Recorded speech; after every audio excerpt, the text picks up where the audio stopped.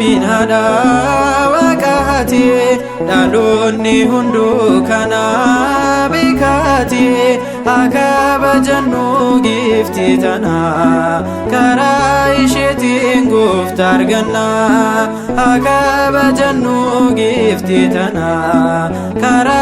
ishetin guftar ganna dubro Maryamin hada waqati dalonni hundu kana bikati akaba jannu gifti tana kara ishetin guftar ganna akaba jannu gifti tana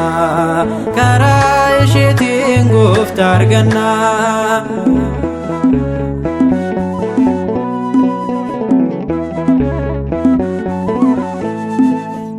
Waaqa abbaadhaa fi fakkeenya kan taate sanyii dheeraa malee mucaa kan nuuf laatte dubro Maariyaamin mallattoo sabaati kunoo gooftaa irraa nuuf kennamte jirti. Dubro Maryamin hada waqati dalonni hundu kana bikati akaba jannu gifti tana kara ishetin guftar ganna akaba jannu gifti tana kara ishetin guftar ganna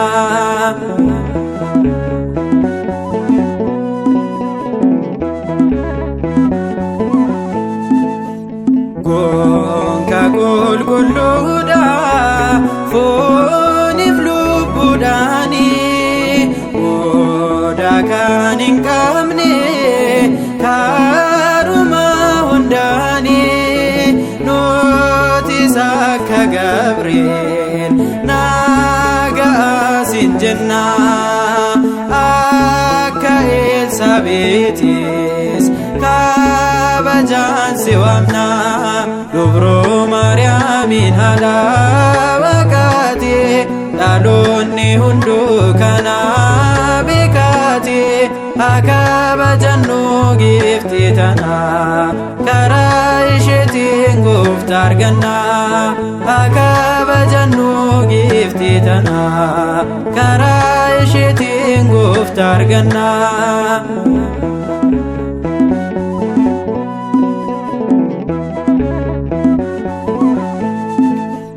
Kafura gulgullu kan hin qoratamne icciiti guddaadha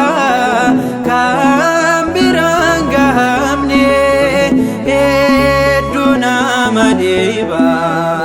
waa'een kee yaa gifti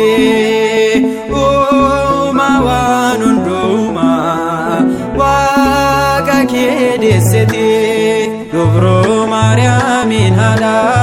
waqati dalonni hundu kana bikati akaba jannu gifti tana kara ishetin guftar ganna akaba jannu gifti tana kara ishetin guftar ganna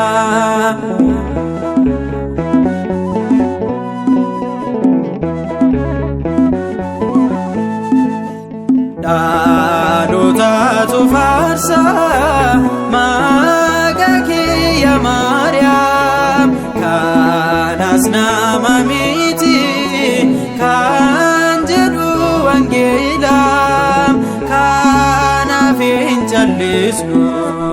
waa'ee kee dubbachuuf si qaba jiraachuun faala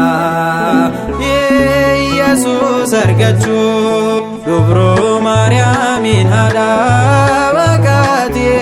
dhaloonni hunduu kana beekati akka kabajannu giiftii tana karaa isheetiin gooftaa arganna akka kabajannu giiftii tana karaa isheetiin gooftaa arganna dubroo Maariyaamiin haadha waaqaati dhaloonni hunduu kana beekati akka kabajannu giiftii tana karaa isheetiin gooftaa arganna akka kabajannu giiftii tana karaa isheetiin gooftaa arganna.